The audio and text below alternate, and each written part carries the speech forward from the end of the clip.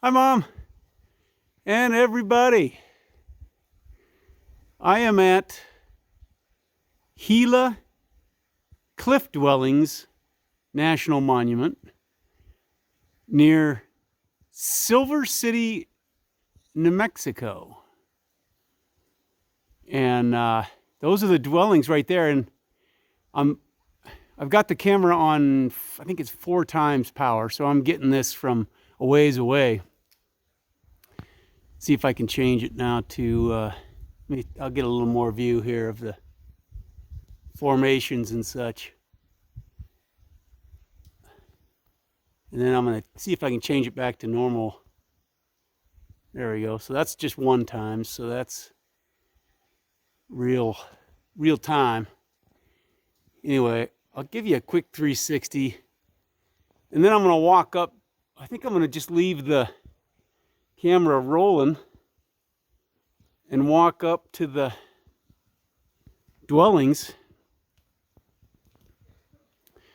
So I saw this sign here, it says photo view, so I figured, yeah, why don't we get that and then walk up, and hopefully I won't pass out from exhaustion. They said that you're not allowed, just because of the sensitive nature of the area,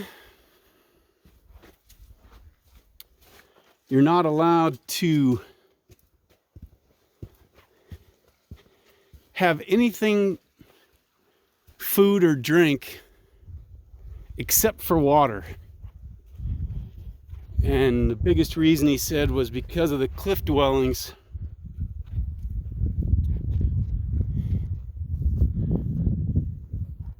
And pack rats that are here. Pretty destructive little creatures, he said. This last part of the trail, he said, was pretty steep too. So I think my quads are going to get a fairly good workout here. Maybe I'll even swap it around and give you a view of my ugly mug. Oh, hi. How's it going? All right. This will be my workout for the day. It's only a half, well, I think it's like 0.5 miles each way. Oh, let's go ahead and read this.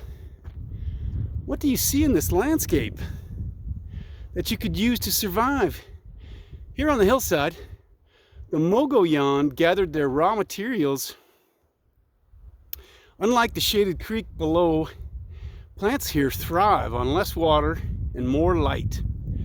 The contrasting ecosystems so close together increase the variety of plants and wildlife, enriching the cliff dwellers' lives. Okay, did I go the wrong way? Oh, it's that way.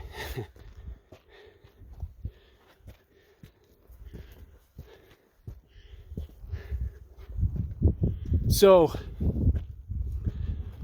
these dwellings, I'm going off of memory now, so bear with me, because of course I did my homework just a bit ago. They were built, shoot, when were they built? I got my notes right here, so I can go to it. It's like 1175, right? Was when they started to, was it 1275?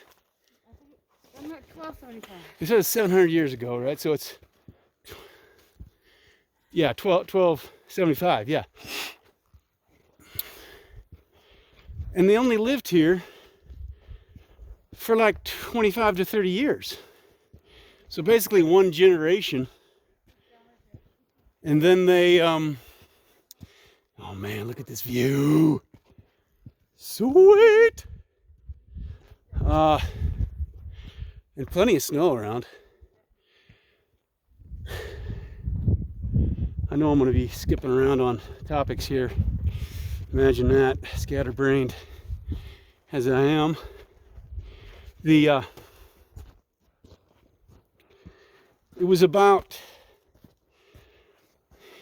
a 2-hour drive from Silver City with really no towns, nothing other than this road. And you basically got to come out the same 2-hour drive to get back to anywhere.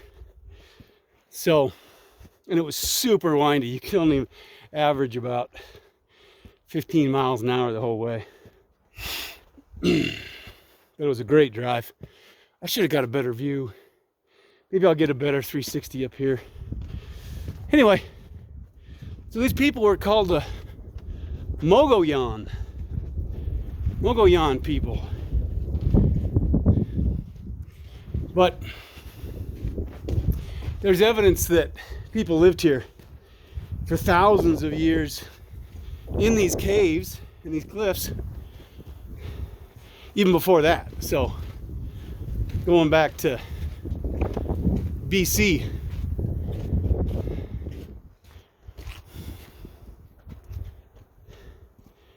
Gila, Cliff Dwellings, National Monument. Gila, Gila. So some of these are, oh man, we're at 6.5 minutes already. God, you all are bored stiff, I'm sure of it. Okay. Good Lord. Yeah, baby. Check it out.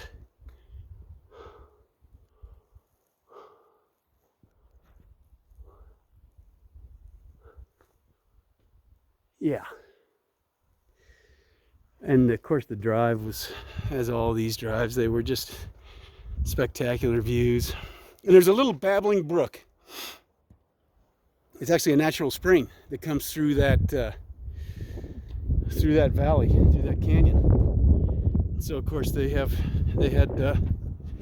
water.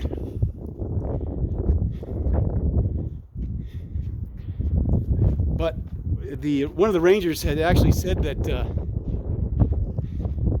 one of the reasons why he thinks they migrated away from this only after 20 or 30 years is because they suspected that maybe that water aquifer spring dried up, and so they had to go farther away to get readily accessible water. Okay, let me get the mouth of this. This is going to be a long video. I'm going to warn you right now, because I got to get this whole thing. This is just too cool. Plus I haven't even really given you much in the way of details yet for the educational part of it. Oh, no way. No way. So one of the things that they say that they, the way that they date, I got to stay on this trail, so I'd love to get closer up to that log right there, but you see that you can even see the tree rings in there. And that's how they date when this was built, because they know, oh, there's a fancy word for it too. I should know that. Dendrochronology or something like that. And it's the study of tree rings and the age of the tree and when it was cut and when it was used. Wow. What a great little home, huh? It only gets better. Yeah, it only gets better. Okay, good. Keep going around those sides. Yeah, look at that. That's a room with a view right there. Yeah. Holy smokes. It's been 30 years. I know, that's only 30 years. I think I would have made that 3,000 years if I'd have had that view. He was saying it got really cold, like a mini ice age. Oh, right. It was really cold. Yeah, and he said something about that spring drying up, and so they didn't want to go however many 30, 40, 100 miles for water every day. I was thinking about camp out here, and then I looked at the weather and it said 13. For nighttime, yeah, that's a little chilly. That gets down there.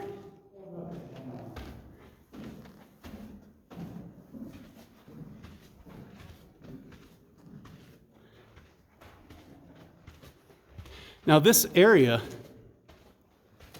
While I'm walking, I'm going to give some sketchy details because I probably will need to look at my notes for.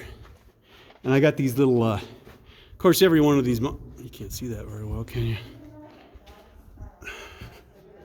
Yeah, I got these pamphlets that they hand out at each of the national monuments. Okay.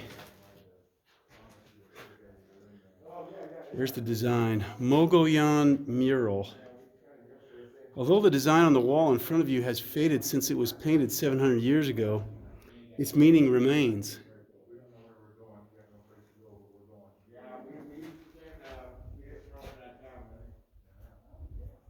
Some modern Puebloan people who claim cultural affiliation with the Mogollon interpret similar designs to symbolize rain or clouds.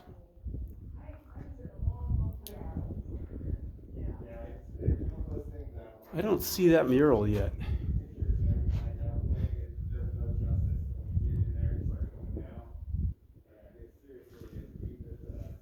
Anyway, I'm gonna not make this too terribly long, so let me get to the end of the walk here, and I'll cut it off, I think, and maybe do like a second part.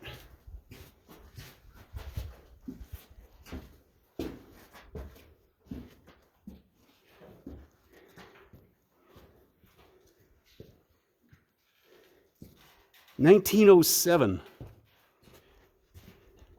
is when, I think it was Teddy Roosevelt. This was the first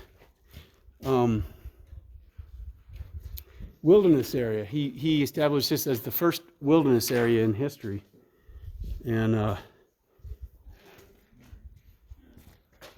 to protect the dwellings, and because of course, like a lot of things, they ended up suffering through some vandalism and such, just because they were, just sitting here. Good Lord. Good Lord. Oh, that is spectacular. So is that the only way down? It's still on that ladder? Yeah. I'll be damned. I think you can go back to those. Go back the way you came. Oh, nice. And then you can come across right there. Gotcha. Thank you.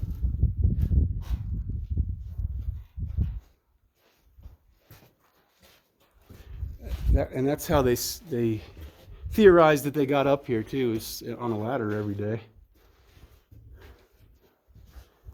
Okay, yep. That looks structural.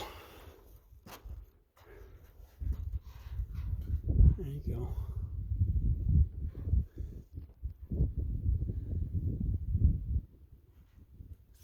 Back frickin' tacular. Oh Lord, we're at 13 minutes now. This might set a new record for videos that I'm narrating anyway. End of trail. Return via stairs. Okay. It doesn't say return via ladder, so I don't know if you're supposed to go on that ladder. Wow. Wow. Okay. Actually, you know what? I am going to pull out my notes. As long as this is already 14 minutes, for God's sakes, I'm going to make it a little bit longer. One of the pamphlets says, more questions than answers surround the story of people who built structures inside Cliff Dweller Canyon's natural caves. Puebloans of the Mogollon era.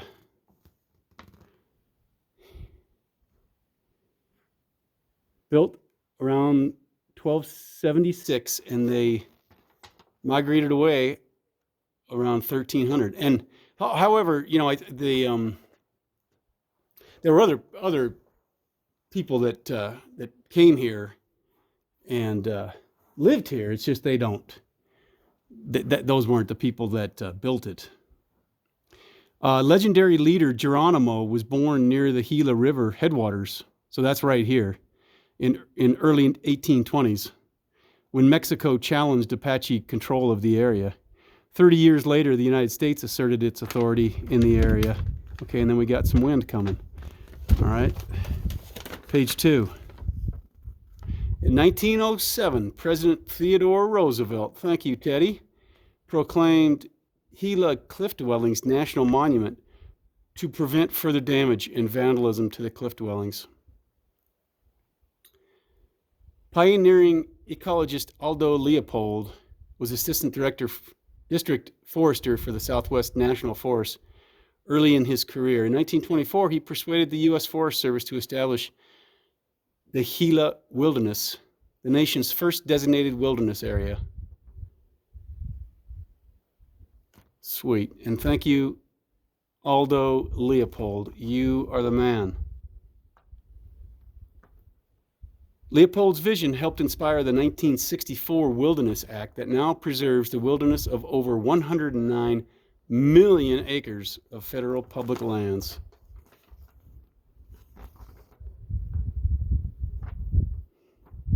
And there's a hot springs up here too that I'm probably going to stop at. Okay, one more cheat sheet. See if there's anything super important on here. You are standing on the edge of a caldera, the collapsed remains of a giant volcano. About 28 million years ago, the ground under your feet literally exploded and shot huge amounts of ash and shards of volcanic glass into the sky. And that was the start of the cave formations. Page 2. I already mentioned that. I already mentioned that.